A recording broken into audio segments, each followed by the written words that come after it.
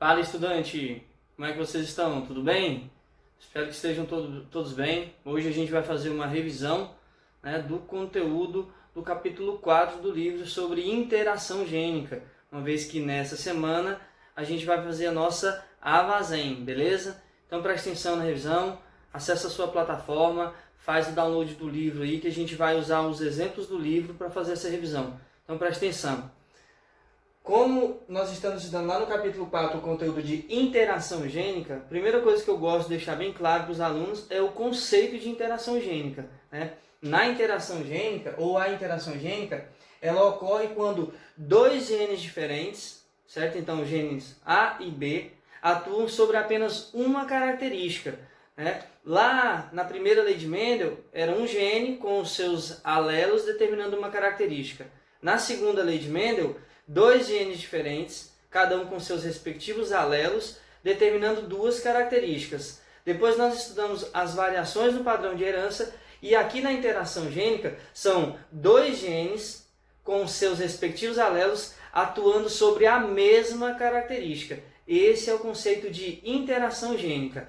Para ficar mais claro, é interessante que nós vejamos os exemplos, certo? Então, lá na página 49 do livro de vocês, tem um exemplo que fala sobre a crista de galinhas, Dois genes que atuam na determinação de apenas uma característica, o formato da crista de galinhas. Então nós temos o gene R com dois alelos, Rzão e Rzinho, e o gene E com dois alelos, Ezão e Ezinho. Esses dois genes atuam sobre uma característica, o formato da crista de galinhas, certo? Lá no livro está dizendo o seguinte: o alelo Rzão determina uma crista que a gente chama de crista rosa. É o formato da crista, certo? O alelo Rzinho não necessariamente determina um formato específico, mas a gente vai ver como é que ele vai atuar. O gene E, com seu alelo Ezão, determina uma forma de crista chamada de ervilha.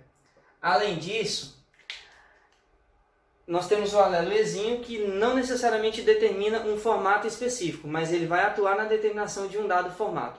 Então a ideia é o seguinte: quando o indivíduo possui pelo menos um alelo Rzão, ele vai ter crista rosa, certo? Desde que ele não tenha um alelo Ezão. Se o indivíduo tiver o alelo Ezão, ele vai ter crista ervilha, desde que não tenha um alelo Rzão. Certo? Então, vai ser mais ou menos assim, indivíduos Rzão, e pode ser Rzão, Rzão, Rzão, Rzinho, Ezinho, Ezinho, terão, de fato, crista rosa. Indivíduos Ezão, vou colocar um tracinho, porque pode ser Ezão, Ezão ou Ezão, Ezinho,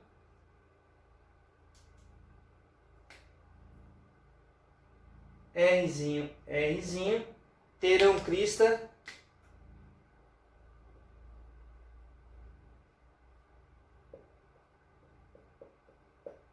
ervilha. Essa posição dos dois alelos não interfere, eu posso colocar Rzinho, Rzinho, Ezão, Ezão. É só para exemplificar, certo? Mas nós podemos ter indivíduos, por exemplo,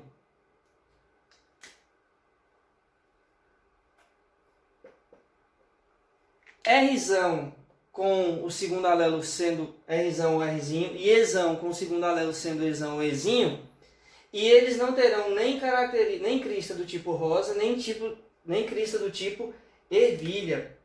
Nós teremos aqui uma crista que é chamada de crista nós, do tipo nós, que é um outro formato. E o último indivíduo, Rzinho, Rzinho, Ezinho, Ezinho, uma crista que a gente chama de formato simples. Então esse é um exemplo, de interação gênica, do tipo não epistática. Por que não epistática? Porque um alelo não atua sobre o outro. Um gene não atua sobre outro gene, ou seja, os alelos de um gene não atuam sobre a expressão dos alelos de outro gene. Eles são independentes e eles produzem esse resultado aqui. Daqui a pouco a gente vai ver uma situação em que nós temos dois genes atuando sobre uma única característica, mas o alelo de um gene atua sobre a expressão do alelo de outro gene, que é o tipo de interação gênica chamada de epistasia. Vocês já fizeram, nós corrigimos aqui algumas questões de epistasia e fique ligado que vai aparecer na prova de vocês. Então, o que é interação gênica? Ocorre quando dois genes diferentes, cada um com seus respectivos alelos, atuam sobre apenas uma característica.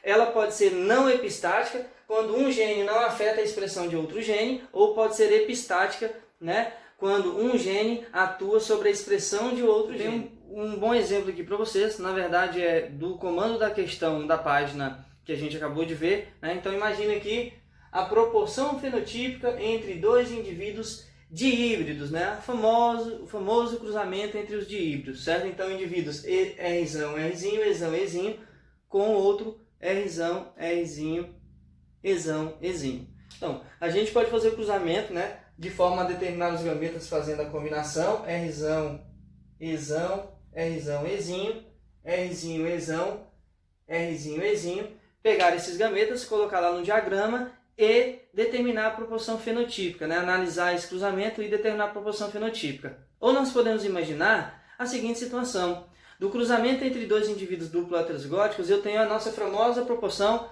9:3:3:1, não é isso? 9 16avos de indivíduos com a primeira característica dominante e a segunda dominante. Ou seja, eu teria indivíduos com pelo menos um Rzão e pelo menos um Ezão aqui. E aí eu marquei no lembrete, ó, que indivíduos que têm pelo menos um Rzão e um Ezão teria a característica nós. Ao invés de termos duas características distintas aqui, a gente só tem uma característica, porque esse é o conceito de interação gênica. Dois genes diferentes, com seus respectivos alelos, atuando sobre uma única característica. Então, ó, primeira dominante, segunda dominante, determinaria o formato chamado de nós, certo? Então, vem aqui para você ver, então, 9/16avos de indivíduos com característica, né, com crista do tipo nós. 3 com a primeira dominante e a segunda recessiva. E aí eu tenho o meu lembrete anotado, ó. A primeira dominante e a segunda recessiva teria característica rosa, né? Então, o formato que a gente chama de formato tipo rosa. 3/16avos com a primeira recessiva e a segunda dominante. Meu lembrete aqui, primeira recessiva e segunda dominante, crista com formato chamado de ervilha. Então, ó, ervilha. E 1/16avos com a primeira recessiva e a segunda recessiva. Ou seja, é o indivíduo Rzinho, Rzinho, Ezinho, Ezinho, com crista com formato chamado de formato simples. Então, eu consigo, nesse caso aqui, pelo raciocínio do cruzamento do dihíbrido duplo heterozigótico, estabelecer exatamente esse padrão. Entendido? Então, interação gênica, dois genes com seus respectivos alelos, determinando apenas uma característica. Tranquilo, né? Mais um exemplo aqui para vocês, ó. Esse exemplo aqui é de interação gênica do tipo epistática. No caso da interação gênica epistática, além de ter dois genes diferentes, A e B, atuando em uma característica, um desses genes atua influenciando a expressão do outro gene. Então, um gene atua sobre o outro. O epi significa sobre e stasis, a ação. Então, ele geralmente inibe ou ele pode maximizar ou minimizar a ação do outro gene. E aí nós temos aqui um exemplo que está no livro de vocês também, que diz o seguinte, ó, dois genes atuam na determinação da cor da casca de abóboras. Dois genes diferentes. São os genes C e G, certo? Czão determina a cor branca e Czinho determina a coloração colorida. Gzão determina a cor amarela e Gzinho determina a cor verde. O colorido aqui, na verdade, é o amarelo e o verde, certo?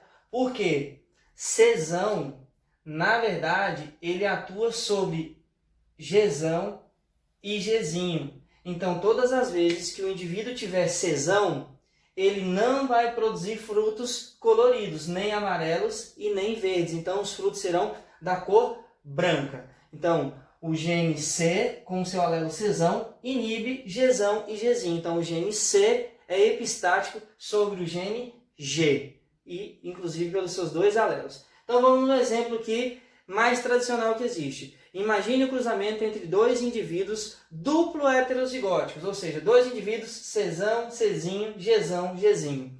Quando a gente cruza dois indivíduos duplo heterozigóticos, é de se esperar a proporção 9:3:3:1. 9/16 com a primeira característica dominante e a segunda também dominante. Então vamos fazer essa análise aqui. Se a primeira característica dominante ela é branca e a segunda dominante seria amarelo, mas não tem como o fruto ser branco e amarelo. Nesse caso, como o gene Czão inibe Gzão e Gzinho, então os frutos terão coloração branca. Então, primeira dominante, segunda dominante. Essa atua sobre essa inibindo. Então, coloração branca. 3/16 com a primeira dominante e a segunda recessiva, não é isso? Isso aqui a gente já tratou tantas vezes que todo mundo nunca mais esquece. Então, primeira dominante, branca. Segunda recessiva, verde. Só que como esse alelo atua sobre esse alelo, prevalece a determinação disso. Ou seja, coloração branca também. 3/16 com a primeira característica recessiva e a segunda característica dominante. Com a primeira recessiva, colorido, e a segunda dominante, amarelo. Então vai prevalecer a coloração amarela, né? Porque a cor colorida no exemplo é ser verde e amarelo, né?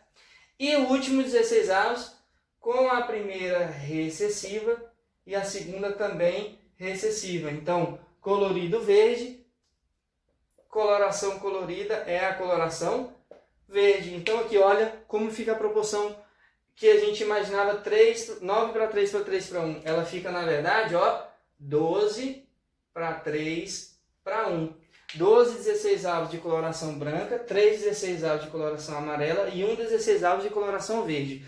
Como somente um alelo, ou seja, não precisa ter os dois alelos do primeiro gene atua sobre o segundo, a gente chama de epistasia dominante. Quando a necessidade dos dois alelos de um gene estarem presentes no indivíduo para afetar a expressão do outro gene, aí temos a epistasia recessiva. Tranquilo? Espero que tenham entendido. Na dúvida, volta o vídeo, né? E estudem aí, busquem outras formas de explicação que com certeza vocês terão um bom resultado na prova. Valeu!